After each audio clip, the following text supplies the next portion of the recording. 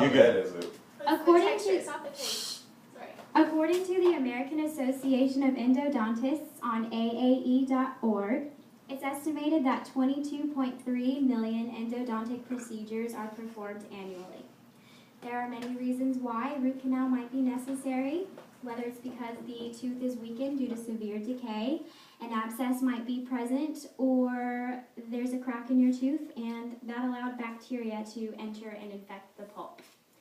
Hello, my name is Danielle Wallace, and one day I would like to practice dental hygiene, but until then, I want to learn more about common dental procedures. Currently, there are many different types of tooth restoration options, but many of us are oblivious as to what these processes actually entail.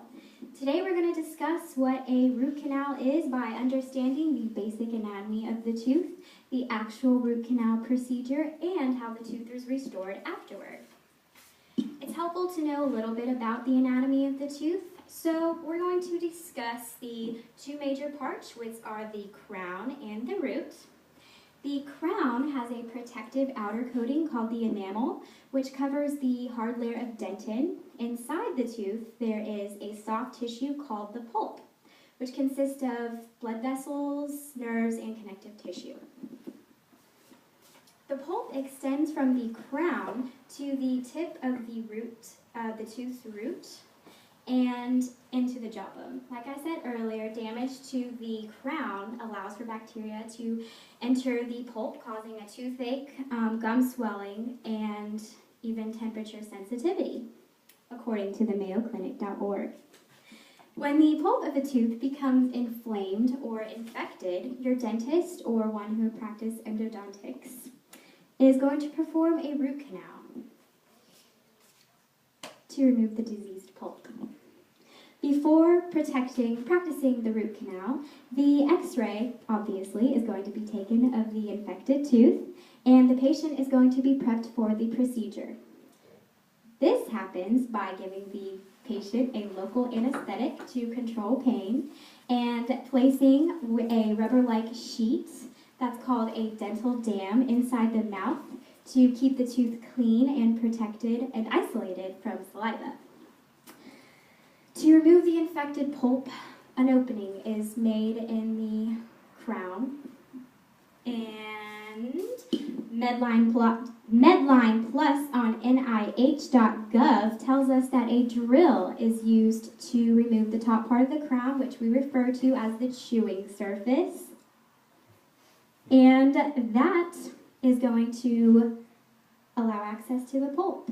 Then, using a smaller instrument called an endodontic explorer, we're going to locate the openings to the canals of the pulp. A series of files of different shapes and sizes are going to be used to shape the canals. By shaping these canals, the pulp is going to be removed, and that's going to allow access to clean out any debris. The nerve chambers are then sterilized to ensure that all bacteria has been removed. Then we're going to take another x-ray, which this time has a radiopaque object to determine the length of the canals. After that, we're going to use a material called a gutta percha along with a nerve chamber sealer or a root canal sealer to seal off the chamber so that nothing gets in there. We are going to, at this point, the tooth is ready to be fully restored. So after undergoing a root canal procedure, it's absolutely necessary that we restore the tooth because it's going to be very brittle and sometimes dark in color because we removed that pulp, which was essentially the tooth's life support. The first step to restoring the tooth is we're going to fill the area that we hollowed out with a material called buildup.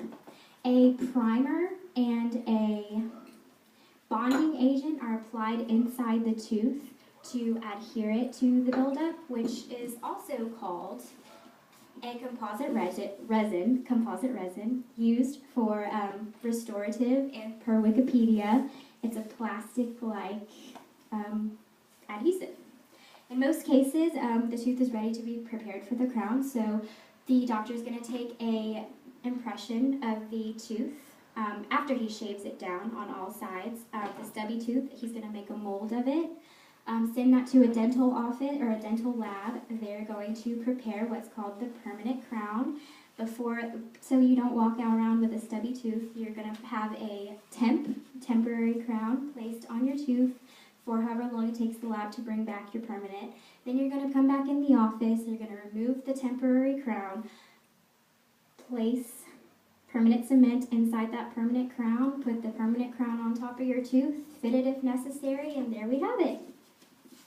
Finally, the permanent cement, after it's placed on, we have done the root canal procedure, and today we have discussed and gone over the basic anatomy of the tooth so that we could discuss a root canal procedure and that we now know how the root tooth has been restored. If you have ever had a root canal procedure done or your dentist recommends it, I hope this information has given you a bit of insight onto the procedure. And I hope I've led you all to the root of the matter. Thank you. Oh, no pun intended. I hate that.